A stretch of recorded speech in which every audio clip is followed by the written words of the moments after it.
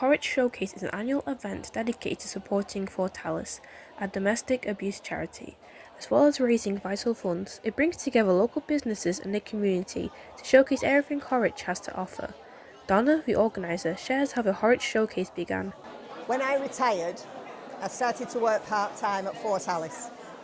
Fortalice is, I work at the Women's Refuge, and we have 22 flats that house women and their children who are escaping domestic abuse. Domestic abuse isn't just physical, it's mental, emotional, there's financial, there's lots of different things. But it's a charity, it needs cash.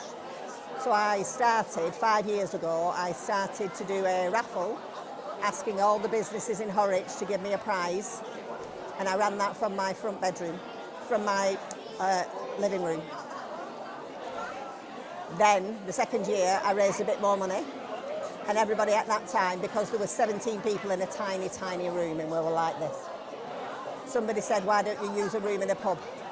So I asked the landlord of the bridge, and he said, why don't you fill the pub? So I asked lots of businesses, would they want to come and have a free stall in the pub, whilst I raised money for Fortalice with a raffle and a tombola, and they said yes. 3 years later, this is the third one I've held, the Horwich Showcase.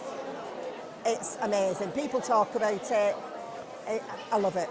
My friends come out, they all help me. I couldn't do it without them. But we raise over £1,000 each time. Each time. We face challenges every day, helping and supporting our residents, getting things for them.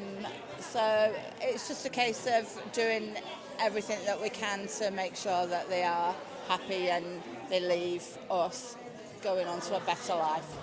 Horwich is a town known for its rich railway and industrial heritage. Despite its history and a strong sense of community, many feel that Horwich does not receive the recognition it deserves.